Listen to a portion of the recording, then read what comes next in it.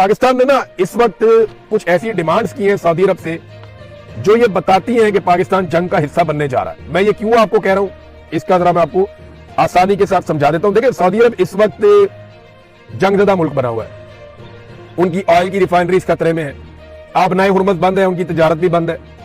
Saudi अरब के अंदर बम भी गिर रहे हैं और सऊदी अरब के अंदर कारोबारी जिंदगी मुअत्तल है या खराब हुआ है। अब ऐसी सूरत हाल में जब एक मुल्क इतने दबाव में हो तो क्या दूसरा मुल्क उससे पैसे मांग सकता है, उससे माल का तकाजा कर सकता है? नहीं कर सकता ना। ये इखलाकी नुक्ता नजर से भी जायज नहीं है और किसी भी हवाले से आप देखें तो जायज नहीं है। लेकिन पाकिस्तान ने ऐसे वक्त में जब सऊदी अरब शदीद दबाव में है, पाकिस्तान ने खतरात से घिरे हुए एक मुल्क से उसके तेल के रस्ते बंद होने के बावजूद, माशी दबाव के बावजूद पैसा मांग लिया है।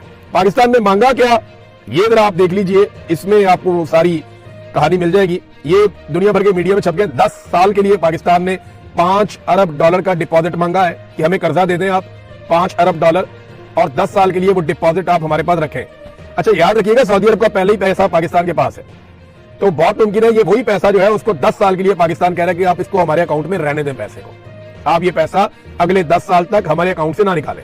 8 चीजें मांगी है पाकिस्तान ने सऊदी अरब से, जो 2 बड़ी चीजें मैं आपको बता देता हूं। नंबर 1 तो ये है कि 10 साल के लिए $5 अरब आप हमारे कौमी खजाने में जमा रहने दें। नंबर 1, ये कोई पैसा हमें वो दे नहीं देंगे लेकिन हमारे कौमी खजाने में जमा रहेगा। नंबर 2, $5 अरब की तेल की सहूलत हमें दी जाए, यानी में जो उधार तेल देता है सऊदी अरब उसकी मिकदार जो है वो $5 अरब तक कर दे। पहले मेरे ख्याल में $1.2 अरब थी, किसी दौर में ये $2 अरब भी थी, लेकिन अब पाकिस्तान ने डिमांड किया कि $5 अरब का तेल, तो ये $10 अरब की पाकिस्तान ने सहूलत मांगी है और ये उधार है। ये वो पैसा नहीं है जो सऊदी अरब देगा और पाकिस्तान का हो जाएगा। ये एक उधार पैसा है जो पाकिस्तान मांग रहा है। देखिए, पाकिस्तान ने करना क्या है, क्या लड़ाई में वाकई उतर जाना है? पूरे पाकिस्तान में लोग एक ही सवाल पूछ रहे हैं ना, पाकिस्तान के पास रास्ता ही कोई नहीं है। आप गौर करें ना, पाकिस्तान एक ऐसे दोराहे पे खड़ा है जहां एक तरफ आर्जी फायदे हैं और एक तरफ मुस्तकिल खतरात है। यानी आर्जी फायदा आप ये उठा सकते हैं कि थोड़ा पैसा ले लें, अपनी इकोनॉमी को स्टेबल कर दें, सऊदी अरब के साथ खड़े हो जाएं, और मुस्तकिल खतरात ये है कि फिर आपका एक पूरा बॉर्डर और वल्नरेबल हो जाएगा।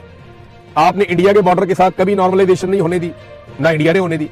अब अफगानिस्तान के साथ भी आपका वही पंगा है, रोजाना लड़ाई हो रही है। अब ईरान के साथ भी अगर आप ये करेंगे तो पाकिस्तान का कोई एक बॉर्डर भी महफूज नहीं रहेगा। सिर्फ चाइना का छोटा सा बॉर्डर है और वो महफूज होने की वजह ये है कि हमने उनके पैसे देने। अगर हमने उनके पैसे ना देने, वो भी एक दिन आएगा, चाइना कहेगा गवादर हमारे हवाले करो भाई, जो पैसा तुमने लिया हुआ है, इतनी बड़ी अमाउंट आपने $60 अरब के आप चाइना से कर्जे ले रहे थे डेवलपमेंट के नाम पे, अब वो पैसा वापस तो करना है। अगर आप पैसा वापस नहीं करेंगे तो क्या देंगे उन्हें? वो मुझे पता है कि क्या आपको देना पड़ेगा। गवादर जाके देखें चाइना ने कैसा बना दिया और उसको किस तरीके से उन्होंने डिजाइन किया है। एक तरफ तो आर्जी फायदे हैं, मैंने आपको बताया, और एक तरफ मुस्तकिल खतरात है। एक तरफ अमीर तरीन सऊदी अरब है और दूसरी तरफ मुसीबतों से घिरा हुआ सुपर पावर से जंग लड़ता हुआ ईरान है।